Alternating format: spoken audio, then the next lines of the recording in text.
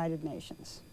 You heard the Soviet ambassador mention the special mission of Yevgeny Premykov, the special envoy for Soviet leader Gorbachev. He said today he sees a glimmer of hope for a ceasefire in the Gulf War. Premykov is back in Moscow after his talks in Baghdad with Saddam Hussein. Premykov would not elaborate on the talks, but he did say negotiations would continue. Iraqi Foreign Minister Tariq Aziz is scheduled to go to Moscow to meet with Mikhail Gorbachev on Monday. One Scud at a time. That's how Iraq has launched its latest missile attacks on Israel. CNN's Linda Scherzer looks at some of the theories about why single Scuds are being lobbed at the Jewish state. January 17th, Iraq launched its first barrage of Scud missiles at Israel. By week's end, a total of 14 Scuds had been fired in 4 separate attacks, an average of more than 3 a night. But by week number 3, the number of missiles being fired had diminished to just 1 in each separate launch. Analysts here believe that Iraq's ability to fire at Israel has been hurt, and that Saddam Hussein is trying to save whatever missile launchers he has left. It's difficult to launch more than 1 or 2 missiles and take the launchers back and be able to use them again. That the more launchers he puts out there, the more likely it is they're going to be spotted and destroyed. The U.S. says that Allied bombers have destroyed most of the fixed launchers and many of the mobile launchers that were poised towards Israel in western Iraq. The threat of missile attacks hasn't been erased. We believe there's a combination of reasons why his capability has diminished, including the fact that the United States has concentrated air power over the region and has limited his capability of firing at Israel. But if there are launchers still operational, why fire just 1 missile per attack? The answer, say analysts, may be psychological warfare. 1 missile is as effective a tool of terror as 10 missiles. Iraq is keeping up a steady, if limited, offensive, sending people to their sealed rooms every other night, or, as one general put it, slowly driving us mad. Get people nervous, increase the pressure on the government, and the longer he can show to the Arabs that he keeps Israel busy, the better for everybody, from his viewpoint. The more people's lives are disrupted, the more pressure may be brought to bear on the country's decision makers to act in self-defense, to retaliate, to get Israel into the war. Analysts say that the other reason why Iraq may be launching only 1 missile at a time may be to conserve its missiles for later in the war. Saddam Hussein may want to save what he's got, including possible chemical weapons, for the moment when he has little to lose by firing them. Linda Scherzer, CNN, Jerusalem. Still ahead, a live report from Fort Sill, Oklahoma, on new ways to track military targets.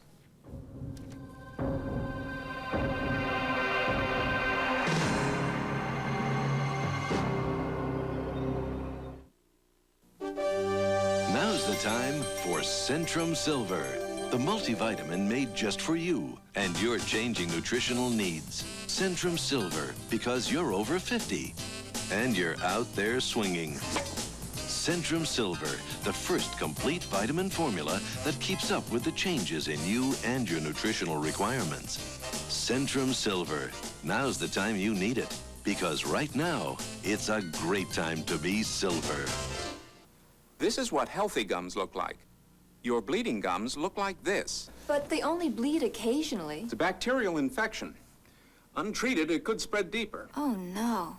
Don't worry. We can stop bleeding gums. First, we'll clean your teeth. Then, at home, as part of daily home care, I can give you medicine. My gums stop bleeding. Ask your dentist about the home care treatment for bleeding gums. Oral Health Pharmaceuticals from Procter & Gamble. You're looking at the heart of one of today's most advanced communications devices. It has gold microcircuits for long life and durability, like the electronics used in satellites. It shapes and clarifies sound in the same way as sophisticated recording equipment. The entire system is no bigger than your fingertip. But if you have trouble hearing, it may dramatically alter and improve your life. This is the advanced technology of today's Miracle Ear. But perhaps the most impressive thing about Miracle Ear is that something this small can bring so much enjoyment back into your life. Discover for yourself. If you or someone you know has a hearing problem, call now to learn how Miracle Ear's advanced technology may help you hear better. Get the facts in this free booklet. Call this number now. The call and the information are free. There's no obligation. Miracle Ear. Call now to hear more.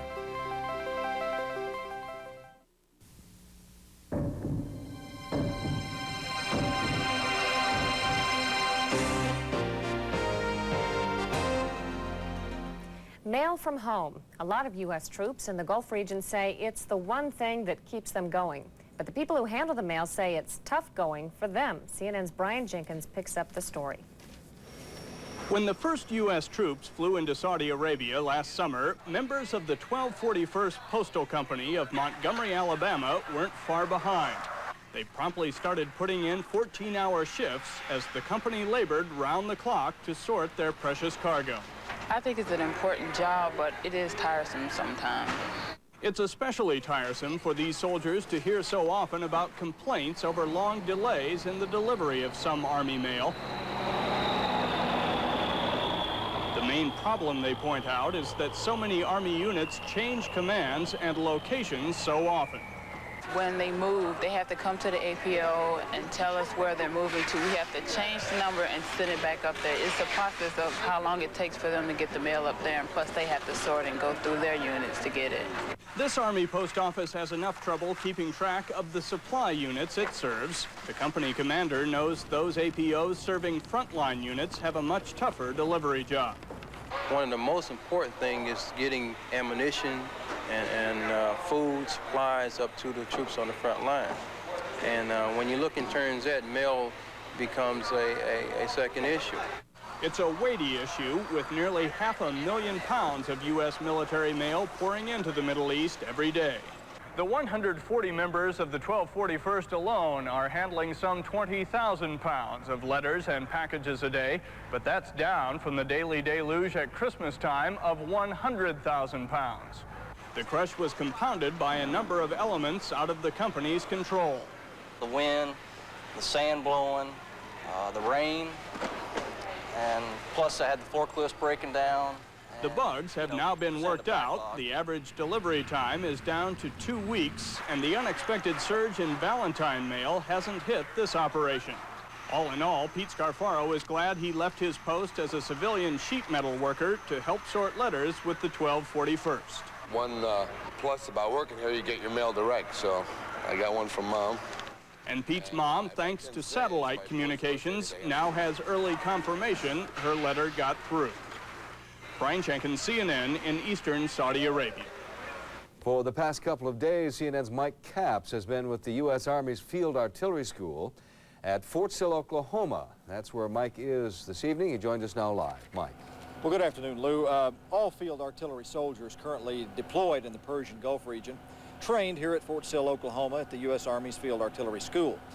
So as you might imagine, there is great emphasis here on weaponry, on its use, and just how good it is in weaponry of the future. Soldiers at the Army's Field Artillery School currently train on 5 different pieces of equipment, 2 types of self-propelled cannons or howitzers, 2 types of towed howitzers, and the multiple launch rocket system or MLRS. The self-propelled howitzers fire 95 200-pound projectiles at a rapid rate up to 4 rounds per minute for the first 3 minutes of operation. But how accurate are those weapons?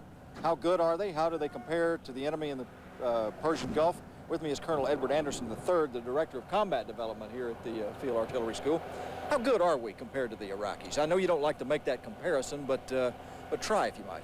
Well, Mike, if I could give you a candid, unbiased answer, it would be we think we have the best artillery in the world. And that's for several reasons, not just because of the weapon systems, the MLRS and the cannon systems, but because of the system of systems that compose the fire support system. We have what we think is the best firefinder counter-battery radar in the world. We have a support and sustainment system, and we have a command and control system that ties it all together. All of that, along with the best soldiers in the world, give us the best fire support system. There's, the Iraqis like to talk about how far they can fire, but there's great emphasis here on accuracy. How accurate are these weapons? Well, they're very, very accurate. As much as we like to say that we can fire right there in the trenches with the soldiers, in fact, we can do that if that's what's necessary, almost. But the precision is very important to us because we, on a dynamic battlefield, we have got to be able to kill that target as quickly as possible before he can take action either against us or in response to us. So we emphasize accuracy and precision very much. We've got less than a minute, but behind us is the new weaponry, the M109A6, which is not online yet. What differentiates it? What makes it so good? Well, that's the Paladin howitzer, and what makes it so good is that it's never out of action. It has the capability to shoot farther than the system that we have in the field right now, and it has the ability to do everything that you need to have it do on the battlefield. We also need to say that this howitzer is not in battle and won't be for the Persian Gulf, but it is the future. Mike Capps, CNN, reporting live from Fort Sill, Oklahoma. Thank you, Mike.